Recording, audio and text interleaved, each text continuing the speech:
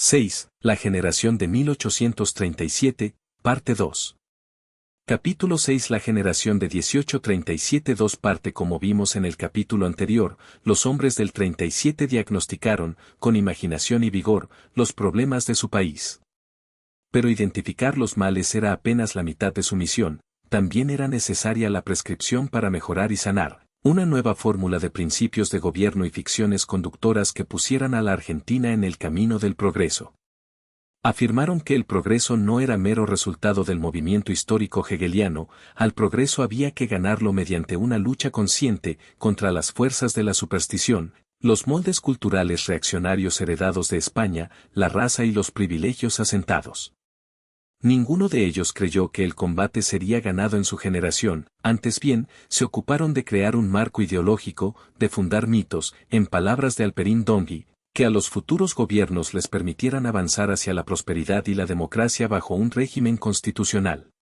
¿Cuál era la solución, entonces, para una población maldita por la tradición española y la inadecuación racial? La solución cabía en una palabra: inmigración. Rivadavia ya había abogado por ella como solución para los problemas argentinos, y Alberdi la mencionaba en su fragmento preliminar al estudio del derecho de 1835. Pero nadie propuso la inmigración con más vigor que Sarmiento, en las páginas finales de Facundo, donde declara que el elemento principal del orden y moralización que la República Argentina cuenta hoy, es la inmigración europea. Unos 18 meses después de haber terminado el Facundo, Sarmiento visitó Alemania, donde sus experiencias confirmaron la conveniencia de llevar europeos del norte a la Argentina. Citando a los románticos alemanes, afirma que la raza alemana es históricamente migrante, que se inició en la India, pasó al norte de Europa en tiempos romanos, y en el siglo XIX seguía trasladándose a los Estados Unidos de América. Los autores alemanes, según Sarmiento, habían reconocido como hecho inevitablemente fatal la emigración de sus compatriotas. Propone una política oficial para atraer alemanes a las playas sudamericanas, para lo cual los gobiernos sudamericanos deberían subsidiar los viajes, la instalación, la compra de herramientas, semilla y adquisición de tierra para los recién llegados. Recomienda que se establezcan centros de información y emigración en Alemania, para dar a conocer esas medidas a gente que de otro modo se iría a Norteamérica. Un año después, durante su primera visita a los Estados Unidos, Sarmiento quedó asombrado de que algunos norteamericanos vieran al inmigrante como un elemento de barbarie, sale de las clases menesterosas de Europa, ignorante de ordinario y siempre no avesado a las prácticas republicanas de la tierra. De todos modos se maravilla del proceso por el cual los inmigrantes a los Estados Unidos se asimilan, primero mediante la religión y la educación pública, a una cultura que a despecho del influjo de inmigrantes se mantenía, según él, básicamente puritana. Alberdi también apoyó la inmigración europea como una solución segura para los males argentinos. En las bases escribe: cada europeo que viene a nuestras playas nos trae más civilización en sus hábitos que luego comunica a nuestros habitantes que muchos libros de filosofía. Se comprende mal la perfección que no se ve, toca ni palpa. Un hombre laborioso es el catecismo más edificante. ¿Queremos plantar y aclimatar en América la libertad inglesa, la cultura francesa, la laboriosidad del hombre de Europa y de Estados Unidos? Traigamos pedazos vivos de ellas en las costumbres y radiquémoslas aquí. De estas ideas deriva el aforismo más celebrado de Alberdi: gobernar es poblar.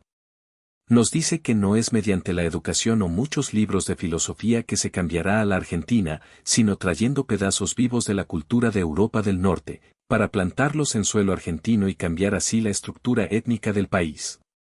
Pero para que estos pedazos vivos echen raíces, Alberdi insiste en que sean plantados en un ambiente nutricio, lo que significa que la Argentina debe cambiar sus leyes sobre adquisición de tierra, derechos civiles y religión. De estos elementos, la religión era potencialmente el más explosivo. Recordando los problemas que había tenido Rivadavia con la jerarquía católica, los hombres del 37 extremaron sus precauciones en la cuestión religiosa, afirmaban su fe en Dios a la vez que promovían la libertad de culto y la educación secular como religión ilustrada. En las palabras simbólicas de la Asociación de Mayo, Echeverría, con referencias frecuentes a las escrituras cristianas, defiende la religión natural y la religión positiva. Afirma además que la mejor de las religiones positivas es el cristianismo, porque no es otra cosa que la revelación de los instintos morales de la humanidad. El Evangelio es la ley de Dios porque es la ley moral de la conciencia y de la razón. Critica a los curas rosistas por haberse vuelto dóciles y utilísimos instrumentos de tiranía y retroceso, y espera que en el futuro el clero comprendiese su misión, se dejase de política. La educación religiosa era un problema particularmente espinoso. Alberdi, de todos modos, no ahorra críticas al papel del clero en la educación, que el clero se eduque a sí mismo, pero no se encargue de formar nuestros abogados y estadistas, nuestros negociantes, marinos y guerreros. ¿Podrá el clero dar a nuestra juventud los instintos mercantiles e industriales que deben distinguir al hombre de Sudamérica? ¿Sacará de sus manos esa fiebre de actividad y de empresa que lo haga ser el yanqui hispanoamericano?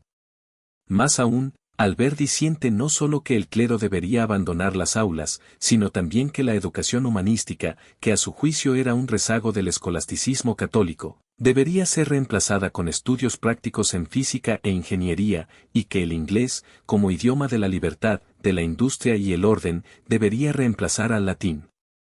¿Cómo recibir, pregunta, el ejemplo y la acción civilizadora de la raza anglosajona sin la posesión general de su lengua? Sin estas reformas que predica, las escuelas y universidades argentinas seguirán siendo nada más que fábricas de charlatanismo, de ociosidad, de demagogia y de presunción titulada. Pero ninguno de los hombres del 37 quería terminar con la religión en la Argentina.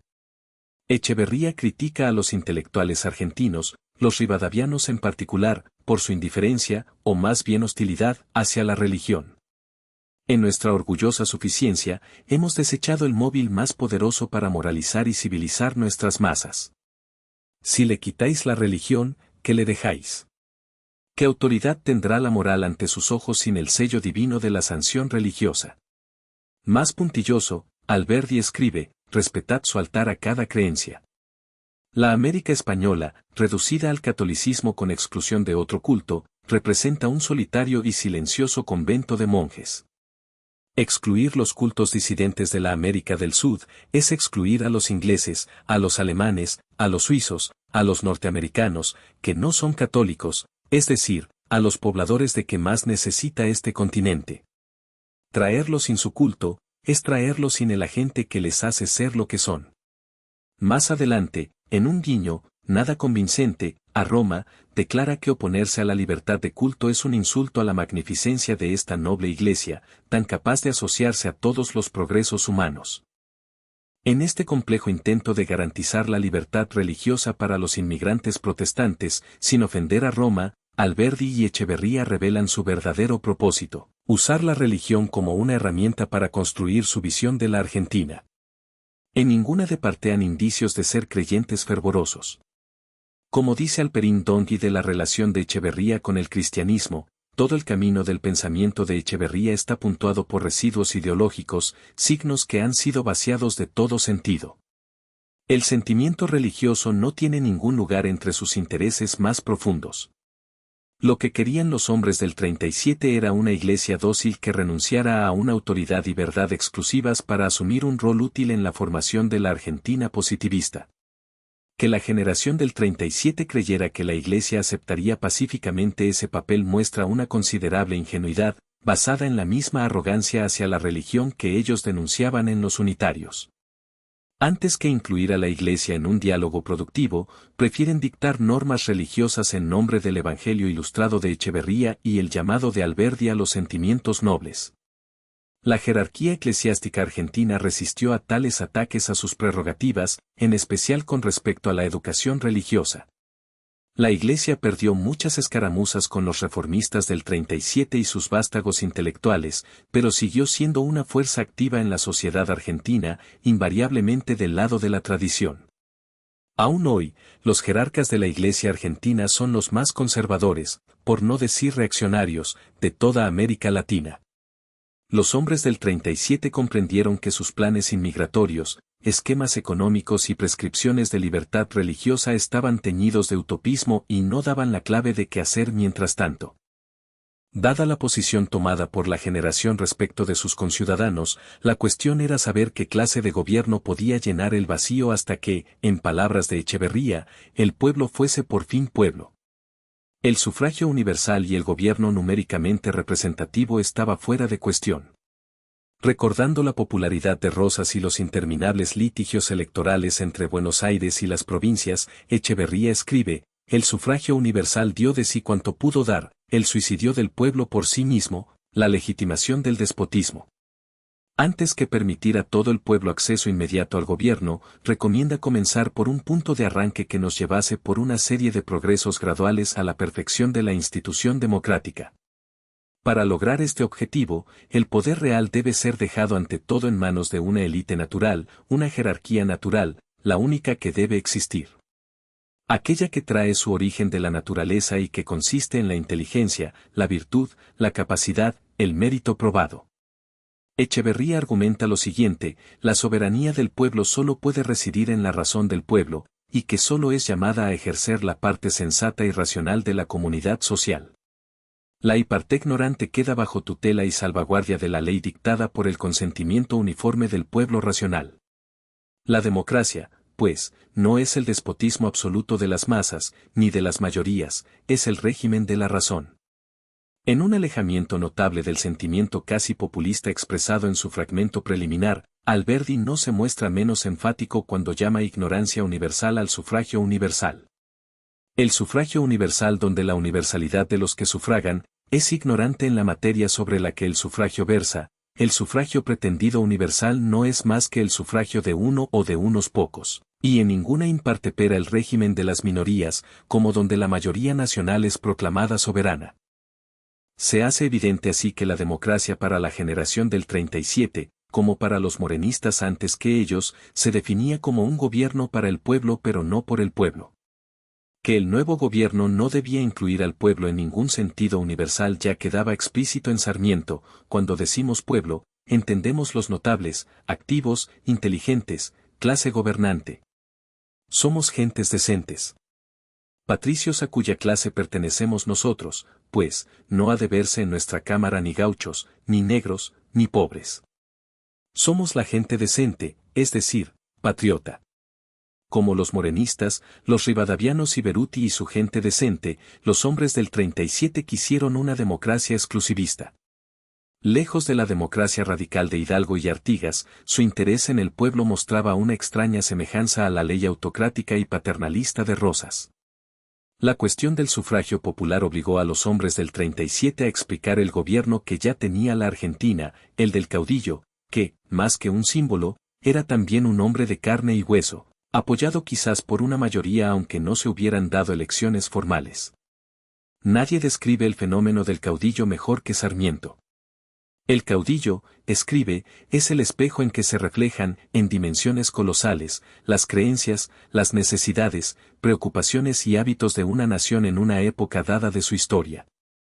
Es un enemigo predeterminado del progreso, el hombre natural surgido de las profundidades del salvaje suelo americano, heredero de la tradición medieval española. Su enaltecimiento al poder es fatal, forzoso, natural y lógico. La explicación más perdurable que dio Sarmiento del poder del caudillo postula un vínculo irracional entre las masas y su líder, por el cual el caudillo refleja de manera misteriosa la voluntad inarticulada de las masas, argumento también usado más adelante para justificar a líderes populistas tan diversos como Mussolini, Hitler, Perón y Castro. Se ha sugerido que la fascinación de Sarmiento con el caudillo no hace más que reflejar el interés de su siglo por la figura del héroe, el individuo titánico que deja su marca personal en la historia, tema popularizado por Hegel y después retomado por hombres tan diversos como Beethoven, Stendhal, Wagner y Arnold. Pero el héroe de Hegel es muy diferente del caudillo de Sarmiento. En la filosofía de la historia, Hegel insiste en que los grandes hombres de la historia se destacan porque sus objetivos particulares engloban grandes problemas que son la voluntad del espíritu del mundo. Pero su grandeza personal es más aparente que real, ya que parecen tomar el impulso de sus vidas de sí mismos cuando en realidad son meros reflejos del espíritu del mundo. Aunque el interés de Sarmiento en la figura del caudillo comparte a fascinación romántica por el héroe en Hegel, invierte los términos hegelianos. En Sarmiento, el caudillo refleja no el espíritu del mundo, que es la fuerza que mueve la historia y el progreso, sino el espíritu popular, que es la fuerza de la barbarie. Lejos de permitirle seguir su curso, al caudillo es preciso eliminarlo, si es preciso por la fuerza, para poner en su lugar la ley de la razón. Por mucho que se acerque Sarmiento al irracionalismo romántico, en última instancia la visión que junto a toda su generación quiere imponer a la Argentina es racional y positivista. El pueblo no debe ser necesariamente una pieza manipulada por fuerzas históricas invisibles, sino un grupo de seres racionales capaces de transformar el mundo de acuerdo a su visión esencialmente positivista. En contraste con una visión racional del mundo, el caudillo es la voz de la sinrazón. Puede reflejar una voluntad popular inarticulada, pero toda la autoridad está centrada en su persona. En opinión de Sarmiento, gobierna por decreto, no por la persuasión. Dado que la obediencia esclava de sus secuaces le basta para validar su autoridad, la fuerza para asegurarse esa obediencia se vuelve la única forma necesaria de gobierno. La justicia del caudillo es administrada sin formalidades de discusión, ya que la discusión, a diferencia del decreto, coloca la autoridad fuera de la persona del caudillo. Su gobierno es creación de su voluntad arrogante. Es el Estado una tabla rasa en que él va a escribir una cosa nueva, original. Va a realizar su república ideal, según él la ha concebido. Sin que vengan a estorbar su realización tradiciones envejecidas, preocupaciones de la época. Garantías individuales, instituciones vigentes. Todo va a ser nuevo, obra de su ingenio. Alzando la vista de la evidente ironía de estas palabras, es fácil ver cómo el héroe romántico influyó la descripción que hace Sarmiento del caudillo. En realidad, en algún aspecto Sarmiento quiso emular al caudillo que tanto odiaba. Por ejemplo, condena al caudillismo como un gobierno sin formas y sin debate, ninguna descripción mejor del estilo de Sarmiento escritor. En lugar de usar argumentaciones cuidadosamente construidas, basadas en pruebas verificables, Sarmiento recurre a la declamación apasionada basada en la sola prueba de su autoridad personal y de sus conocimientos. En una palabra, escribe por decreto, motivo por el cual Alberdi lo llamó caudillo de la pluma. En los mejores libros de Sarmiento este estilo declamatorio está felizmente ausente. Pero, pese a la fascinación romántica de Sarmiento con el caudillo titán, pasó su vida condenando al caudillismo. El caudillo para Sarmiento es la encarnación del mal que debe ser exorcizado si la Argentina quiere civilizarse. Como Sarmiento, Alberdi reconocía que el caudillo era un elemento nativo de la Argentina. Como vimos en su fragmento preliminar, en el comienzo Alberdi se mostró interesado en usar a Rosas como un escalón hacia una república moderna. No tardó en perder las esperanzas en Rosas, pero no abandonó su creencia de que la figura recurrente del caudillo era prueba visible de un hecho de la vida peculiarmente argentino, la necesidad de un ejecutivo fuerte.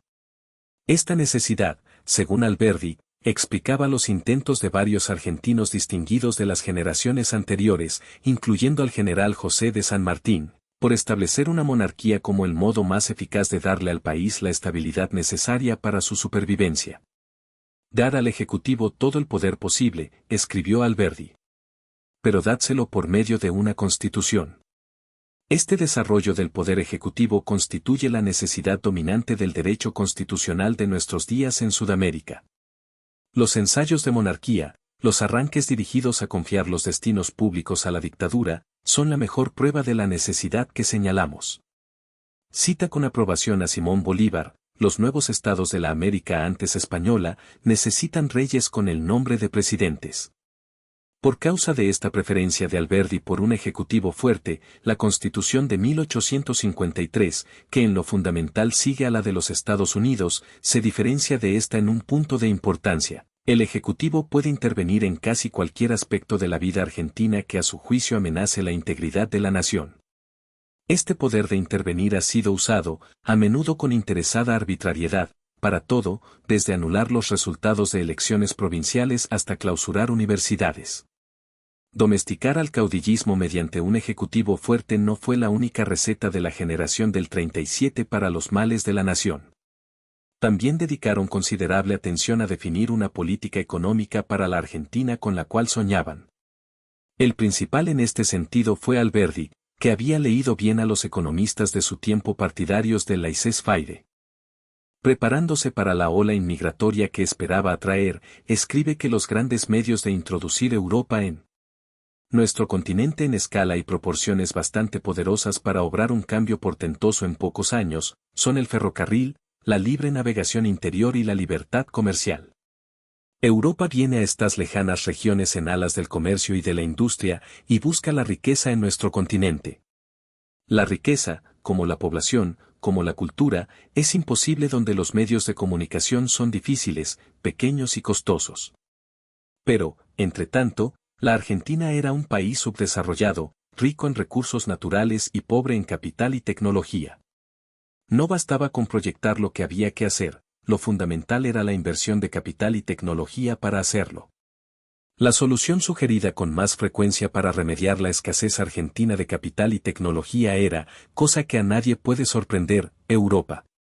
Así como los inmigrantes europeos resolverían los problemas demográficos argentinos, las inversiones y experiencia europeas eran consideradas el modo mejor de construir la infraestructura del país.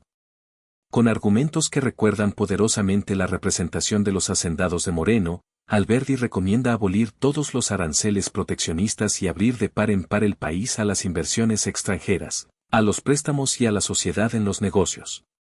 Al enfrentarse con la objeción que había hecho Washington en su discurso de despedida, de que las naciones americanas debían evitar los compromisos exteriores, Alberdi responde, todo ha cambiado en esta época. La repetición del sistema que combina en tiempo y países sin analogía con los nuestros, solo serviría para llevarnos al embrutecimiento y a la pobreza. Insiste además en que los tratados de amistad y comercio son el medio honorable de colocar la civilización sudamericana bajo el protectorado de la civilización del mundo.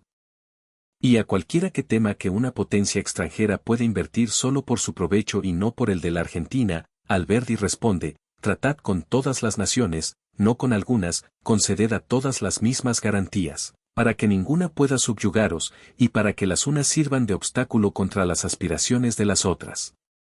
Más adelante recomienda, tal como lo había hecho Rivadavia antes que él, que los ferrocarriles y otros proyectos necesarios para el progreso sean pagados con créditos externos.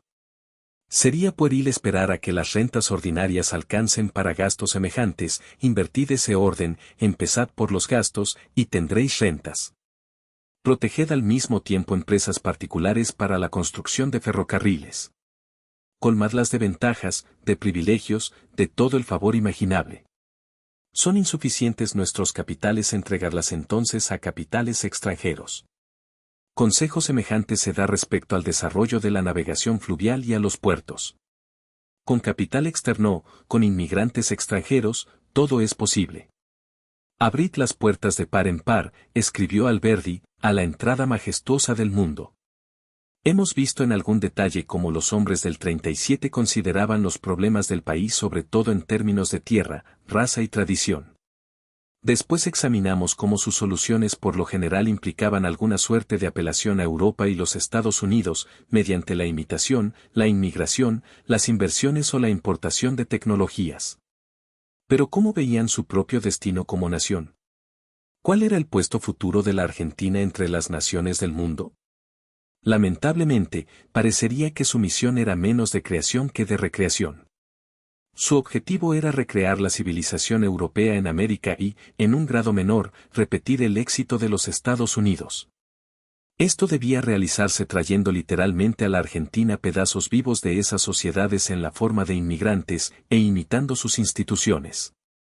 Aunque Sarmiento, Echeverría y Alberdi criticaron a los unitarios por su servil imitación de Europa, en gran medida ellos cayeron en la misma trampa. Su admiración por lo europeo era demasiado grande para que hubieran podido evitarla. Alberdi, por ejemplo, en cierto punto afirma con toda seriedad que el inglés es el más perfecto de los hombres y que los Estados Unidos son el modelo del universo. Echeverría proclama que Europa es el centro de la civilización de los siglos y del progreso humanitario. Y en Facundo, Sarmiento justifica sus opiniones y observaciones con una apelación continua a esa autoridad llamada Europa, sitio que en ese momento solo conocía por libros. Como José Arcadio Buendía en Cien años de soledad de García Márquez, Los hombres del 37 al parecer creían que la civilización y la cultura debían ser importadas del norte ya que los pueblos y tradiciones autóctonas eran enemigos del progreso. En cierto sentido, entonces, la generación del 37 se limitó a reformular lo que había sido el objetivo general de sus ancestros españoles que conquistaron y colonizaron la Argentina en el primer momento, extender Europa. Esa Europa de los hombres del 37 estaba compuesta de las potencias industriales, Francia, Alemania e Inglaterra, antes que de la contrarreformista España, y eso establece una diferencia significativa. Pero el impulso básico por imponer una visión particular de Europa sobre los páramos americanos es algo en que coinciden tanto la conquista española como la generación del 37. Los pensadores nacionalistas de nuestro siglo, hombres como Arturo Jauretche, han sugerido que el objetivo de recrear Europa fue indebidamente modesto, que mutiló la energía creativa que la Argentina necesitaba para establecer una nación vigorosa y soberana. Para ser justos con los hombres del 37, debe señalarse que, al menos en teoría, desaprobaron la imitación servil de Europa y los Estados Unidos, de la que los acusan los nacionalistas actuales, tanto en sí mismos como en sus antepasados unitarios.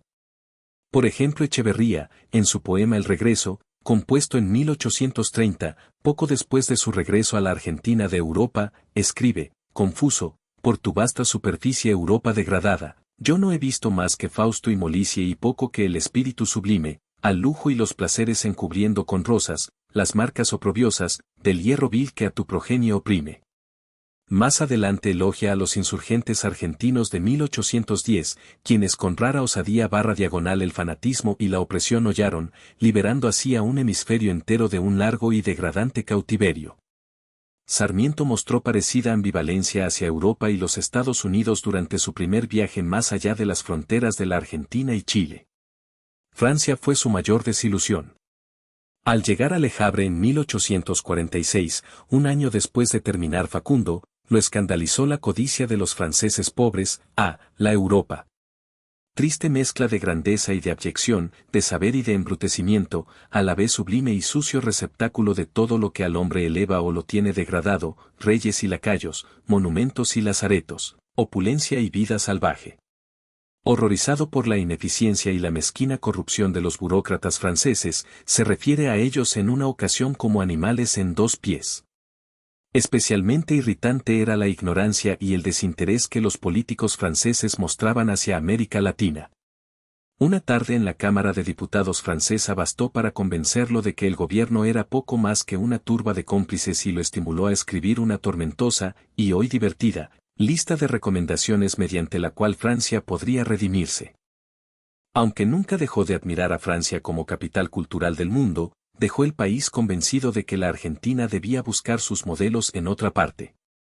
Italia, como Francia, lo cautivó con su belleza y su sentimiento del pasado, pero tampoco encontró mucho en los italianos o en la Italia contemporánea que pudiera contribuir a la construcción de la nueva Argentina.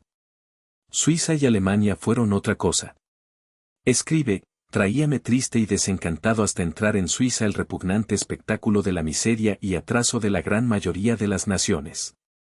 En España había visto en ambas Castillas y La Mancha, un pueblo feroz, andrajoso y endurecido en la ignorancia y la ociosidad. Los árabes en África me habrían tornado fanático hasta el exterminio, y los italianos en Nápoles mostrádome el último grado a que puede descender la dignidad humana bajo de cero.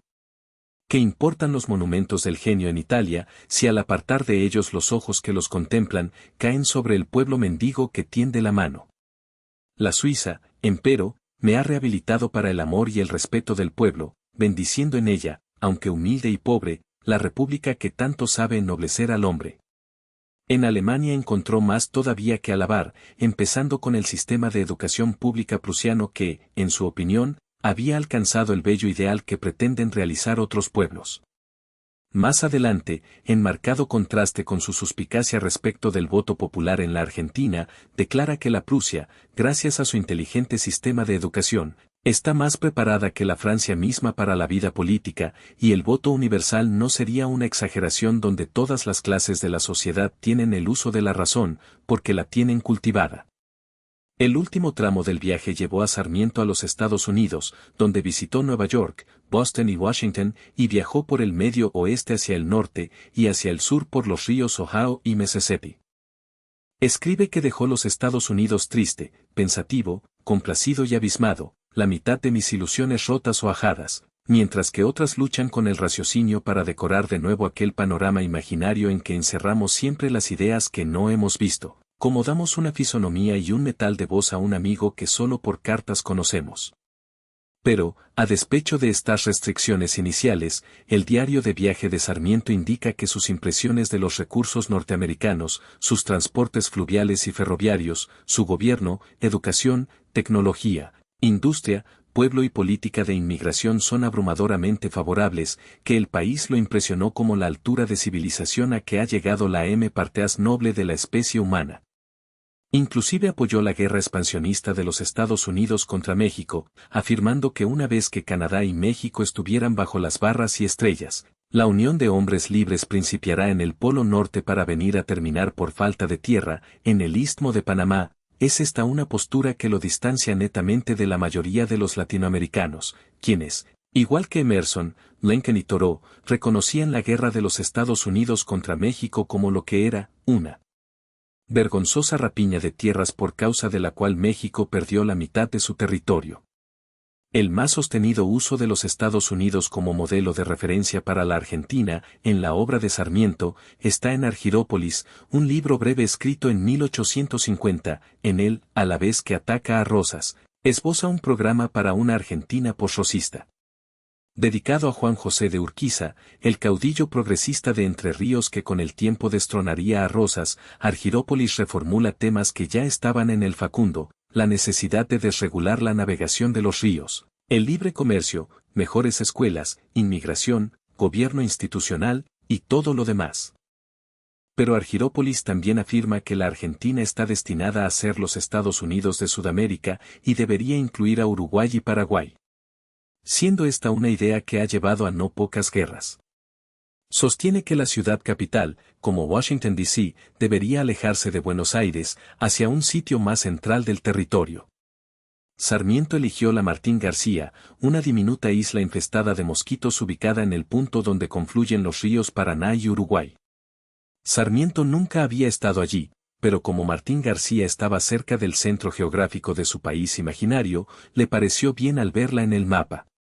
Una vez más, esta propuesta queda justificada mediante constantes referencias a los Estados Unidos.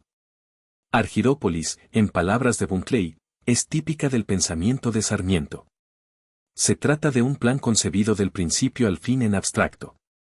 Un proyecto intelectual, muy alejado de la realidad.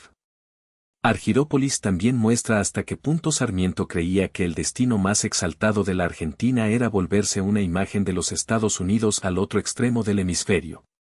Fue así como, aunque Echeverría, Alberdi y Sarmiento encontraron mucho que criticar en Europa y los Estados Unidos, cuando llegó el momento de dar sustancia a sus declaraciones de independencia de la cultura europea y norteamericana, ninguno de los hombres del 37 reconoció gran cosa en la Argentina que pudiera definirse como positivo y único.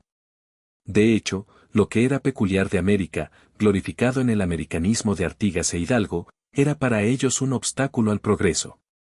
Tampoco avisoraron ninguna misión especial o potencial peculiar para su país, bastaba con trasplantar Europa e imitar a los Estados Unidos.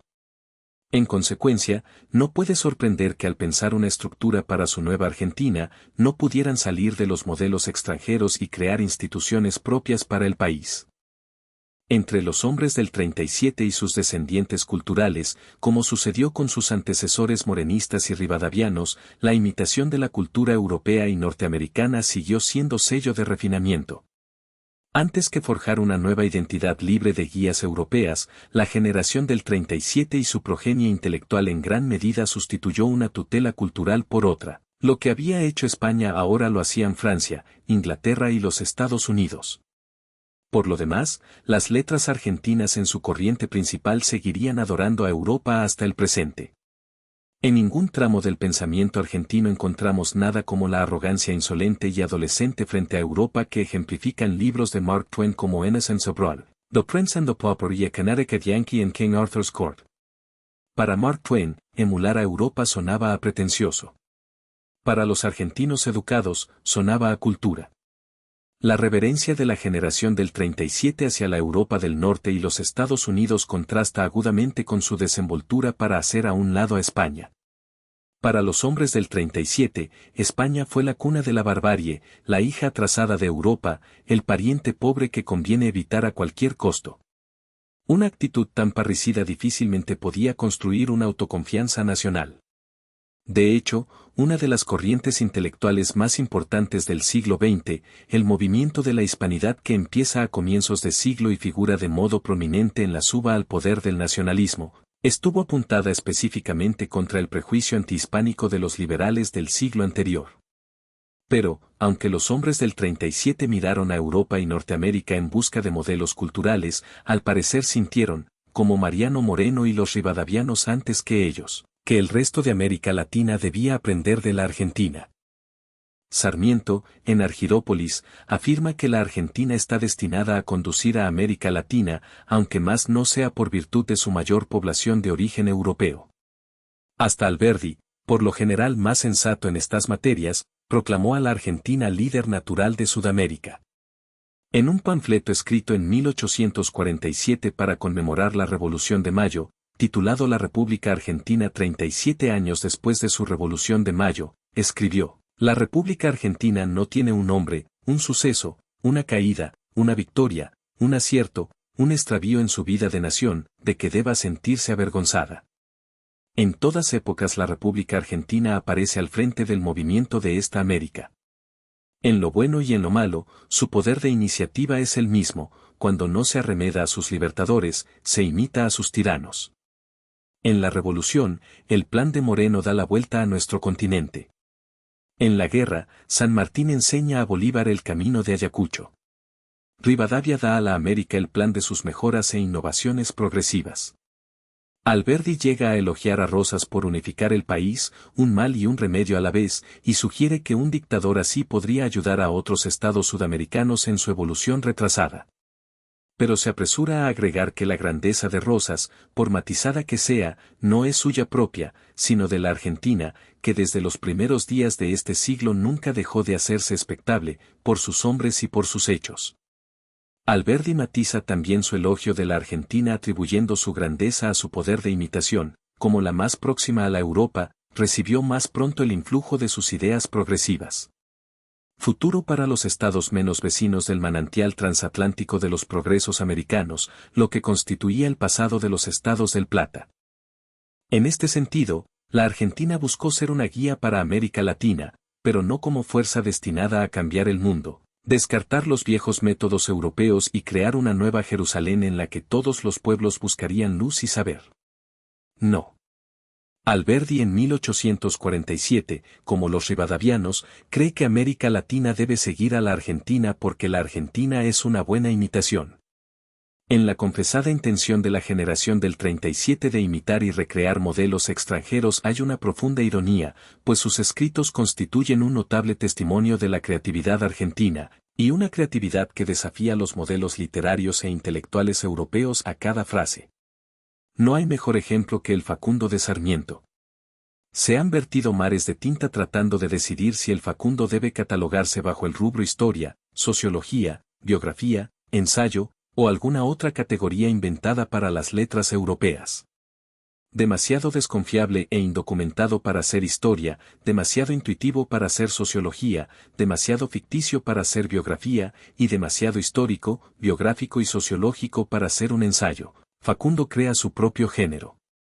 No es más fácil etiquetar la orientación ideológica del libro. Los críticos, incluyendo algunos de la generación de Sarmiento, siguen pensando que Facundo es fundamentalmente una obra romántica.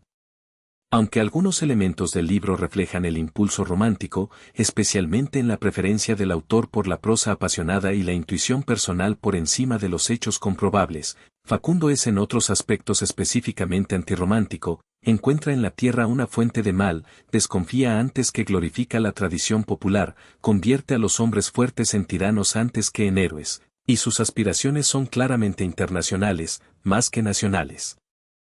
En resumen, Como mucha literatura latinoamericana, que desde las crónicas coloniales en adelante se ha atenido a sus propios géneros, Facundo exige una comprensión nueva de lo que constituye la literatura.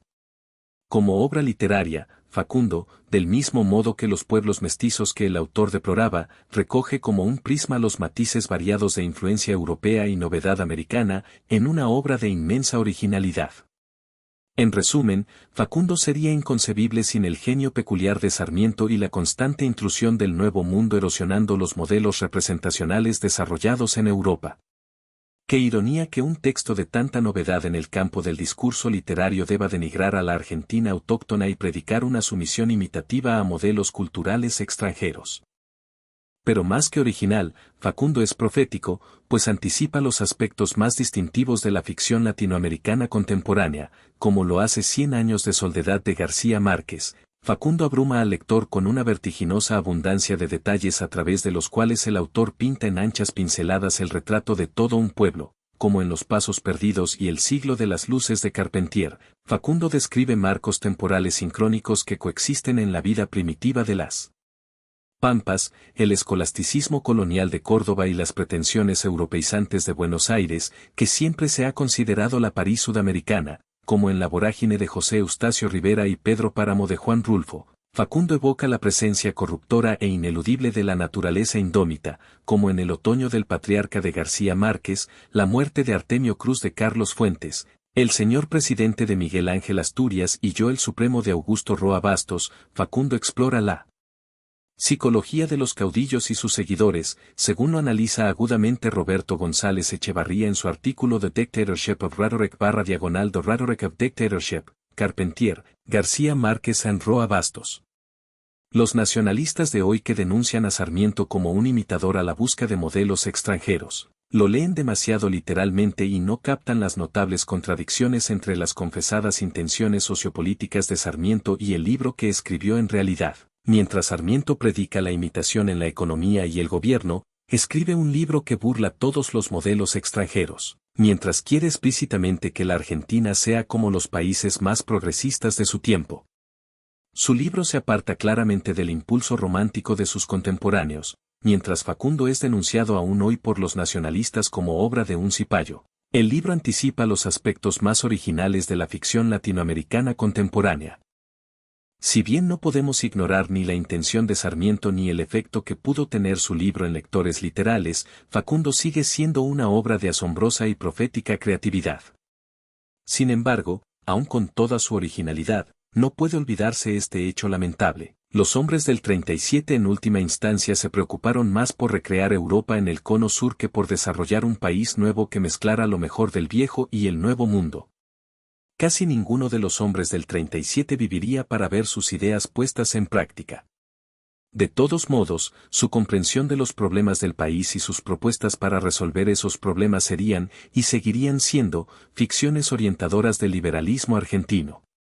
A partir de la década de 1860, y especialmente durante los años de bonanza argentina entre 1880 y 1915, los gobiernos liberales persiguieron con uniformidad esencial el problema enunciado por los hombres del 37, dominio de una élite ilustrada europeizante basada en Buenos Aires, intentos de construir una sociedad a la europea en la Argentina, gobierno aparentemente democrático que en la realidad limitaba el debate a la élite, mediante el fraude si era necesario, economía de laissez-faire, confinada primordialmente a quienes tenían riqueza y posición para acceder al orden económico, un espectacular progreso material promovido por las inversiones externas, endeudamiento y la consiguiente pérdida de la soberanía nacional, y siempre el desdén por los pobres rurales y urbanos, reflejado en complejos intentos de mejorar la mezcla étnica por infusión de inmigrantes del norte de Europa.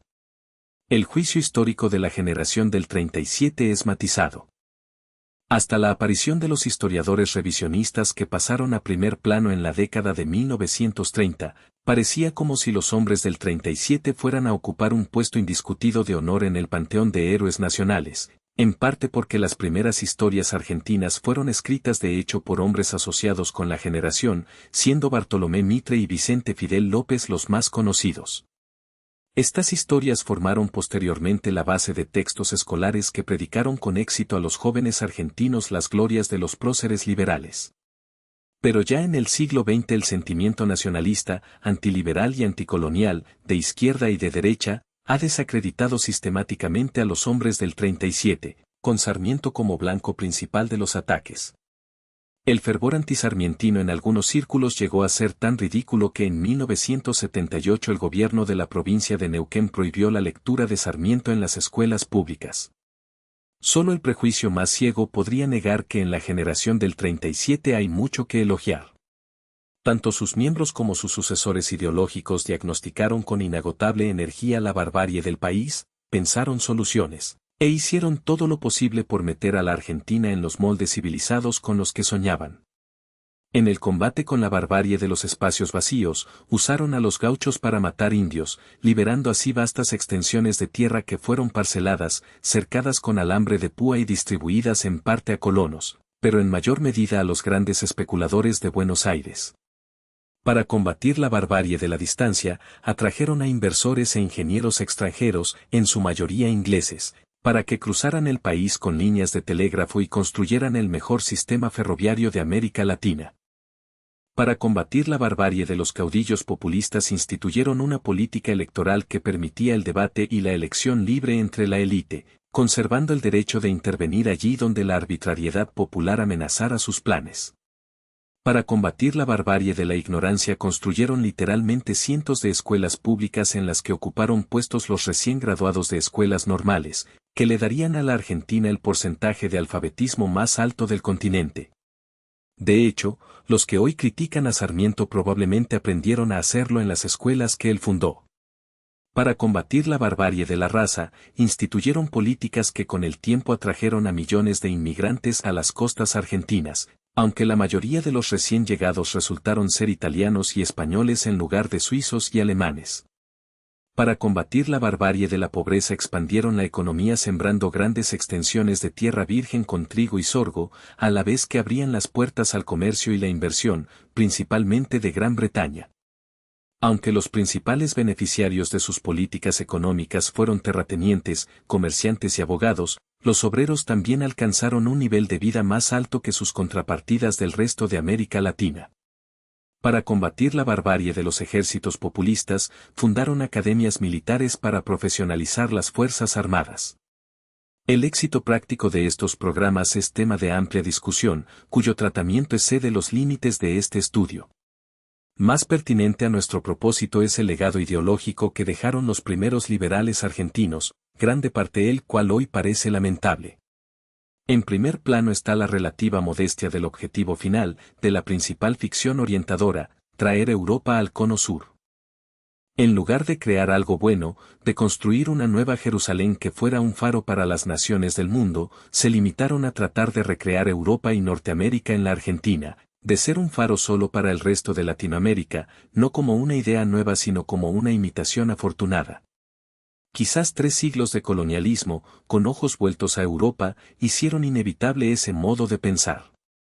Pero el resultado fue asfixiar la inventiva y recompensar la imitación, y probablemente ahí esté la clave de la cualidad peculiar de reflejo que tiene mucho de la alta cultura argentina, especialmente en Buenos Aires. Aún algunos de los aspectos más originales de la cultura argentina fueron reconocidos en la Argentina solo después de que hubieran sido apreciados en Europa. No menos dañina que la explícita recomendación de la generación del 37 de establecer Europa en América, a menudo a expensas de un sentimiento de destino nacional, es una corriente en sus escritos que podría describirse como una metáfora subterránea de malestar nacional, la idea de que el país está tan enfermo que solo pueden funcionar con él las curas drásticas, ya sea la cirugía violenta de erradicar porciones de la sociedad o la inserción de tejido sano en forma de inmigrantes extranjeros. Estas ideas probablemente subyacen a la predisposición en la historia moderna argentina a aceptar cambios radicales, desde la represión militar al populismo mesiánico, como hechos necesarios, incluso naturales, para resolver problemas. También ha hecho de la economía argentina la más sujeta a experimentos y manipulaciones en el mundo, con resultados desastrosos. Cualquiera que sea el viento que sople en doctrina económica, desde Londres, Chicago o París, encuentra en la Argentina un inmediato y bien dispuesto laboratorio. Un corolario a la metáfora de la enfermedad es la metáfora de la incurabilidad. Cuando la generación del 37 explica el fracaso en términos de la tradición española, la raza y la mezcla racial, sugieren que la enfermedad es un resultado inescapable del pasado, la tierra y la etnia. Si la enfermedad es incurable, no hay soluciones y nadie es culpable de lo que salga mal. Abundan representantes de este pensamiento entre los pensadores liberales argentinos. En 1885, por ejemplo, Eugenio Cambaceres publicó en La Sangre, una novela basada en ideas de darwinismo social e inadecuación racial como explicación de los problemas argentinos. En 1899, el doctor José María Ramos Mejía, llamado el padre de la psiquiatría argentina, publicó un panfleto supuestamente científico contra el carácter argentino, titulado Las masas argentinas, un estudio de psicología colectiva, donde postula que las clases bajas argentinas, nativas e inmigrantes, se combinan para formar los guarangos, término que abarca todo lo vulgar, chabacano e ignorante y, según Ramos Mejía, inmejorable.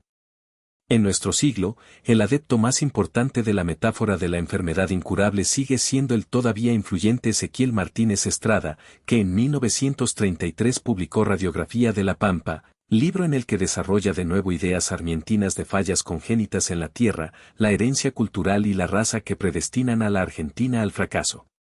La gente en las calles expresa el mismo sentimiento con la ubicua frase "Este país no tiene arreglo". Por último, la rígida polaridad de la retórica de la generación del 37, especialmente en las irreductibles dualidades de Sarmiento, dejaron un marco poco servicial para el debate porque impide toda media tinta o acuerdo. Los hombres del 37 describieron a su país en términos de oposiciones binarias, España contra Europa, campo contra ciudad, absolutismo español contra razón europea, razas oscuras contra razas blancas, catolicismo de la contrarreforma contra cristianismo ilustrado, hombre del interior contra hombre del litoral, educación escolástica contra educación técnica, y, como eslogan abarcador, civilización contra barbarie. Aunque no faltaron en la generación del 37 las voces piadosas reclamando la reconciliación, su sentimiento del acuerdo productivo fue saboteado por el odio a Rosas y sus seguidores de la clase baja, hecho que inevitablemente militó contra la retórica inclusiva. Cuando un lado es tan correcto y el otro tan erróneo, el acuerdo y la inclusión se vuelven sinónimos de renuncia y pecado. Hasta Alberdi, el más conciliador del grupo, cae con frecuencia en una retórica que divide en lugar de sintetizar, lo que implica que las soluciones solo pueden venir de la eliminación de una de las partes para que sobreviva la otra. Los hombres del 37 describieron la división. En un sentido real, la división sigue siendo su legado más influyente y menos afortunado. Los artículos 5 y 6 de la Constitución argentina, aunque semejantes al artículo 4, sección 4, de la Constitución de los Estados Unidos, atribuyen al Ejecutivo argentino poderes más amplios en la resolución de crisis internas. La Constitución norteamericana dice, los Estados Unidos garantizarán a cada estado de esta unión una forma republicana de gobierno, y los protegerán a todos contra la invasión y, por mandato de la legislatura, o del Ejecutivo contra la violencia interna. El artículo correspondiente en la Constitución argentina de 1853, redactado en buena medida bajo inspiración de Alberdi, dice que cada provincia dictará para sí una constitución bajo el sistema representativo republicano de acuerdo con los principios, declaraciones y garantías de la Constitución Nacional, y que asegure su administración de justicia, su régimen municipal y la educación primaria. Bajo estas condiciones el gobierno federal garante a cada provincia el goce y ejercicio de sus instituciones. El artículo 6, que establece el poder de intervención del Ejecutivo, dice, el gobierno federal interviene en el territorio de las provincias para garantir la forma republicana de gobierno, o repeler invasiones exteriores, y a requisición de sus autoridades constituidas para sostenerlas o restablecerlas, si hubiesen sido depuestas por la sedición o por invasión de otra provincia. Los esfuerzos por determinar qué constituye sedición han logrado poco, y por cierto no han logrado restringir la acción de ejecutivos de mano dura. En algunos casos, por ejemplo, se han intervenido provincias solo porque un rival político ganaba las elecciones. Como el Ejecutivo no está obligado a pedir aprobación del Congreso para intervenir, la mayoría de las intervenciones se han hecho por decreto. Para una exposición legal de las diferencias entre las dos constituciones, véase Alexander W. Wedel, A Comparison of the Executive and Judicial Powers under the Constitutions of Argentina and the United States. El entusiasmo de Alberdi por el capital y la inversión extranjeros, como el de Rivadavia, daría frutos amargos. Por motivos que nunca quedaron claros, la Argentina, a pesar de una envidiable prosperidad e inmensas fortunas personales, casi siempre ha sido un país dependiente de capitales, y por ello endeudado con naciones acreedoras a extremos que comprometen su soberanía. Los ferrocarriles en realidad fueron construidos con capital inglés y siguieron en manos inglesas hasta que Perón los nacionalizó en 1948, a un precio innecesariamente alto. Los ferrocarriles ingleses, aunque modernos y eficientes para su época, fueron sin embargo un beneficio a medias. Además de disponer de impunidad para fijar tarifas y precios, abusos como los que dieron mala fama a los robber barons en los Estados Unidos, los ingleses trazaron las líneas férreas primordialmente para llevar mercaderías del interior a los exportadores en Buenos Aires antes que para desarrollar mercados internos en la Argentina. De este modo, el sistema, en manos inglesas y libre de toda regulación, hizo más por afirmar la dominación porteña de la economía que cualquier localismo de los porteños mismos. Mediante astutas prácticas de contratación y un soborno bien colocado de vez en cuando, los propietarios ingleses y sus socios argentinos lograron frenar todo intento de reformar el sistema. La cuestión de la dependencia económica provocada por los préstamos y las inversiones externas siguió vigente durante décadas, y se caldeó en la de 1930 con la publicación de Rodolfo Irazusta y Julio Irazusta La Argentina y el imperialismo británico, los eslabones de una cadena, 1806 a 1833, y la de Raúl Scalabrini Ortiz Historia de los ferrocarriles argentinos. Aunque inicialmente relacionados con estrategias políticas nacionalistas, ambos libros son ahora clásicos tanto para la derecha como para la izquierda antiimperialista.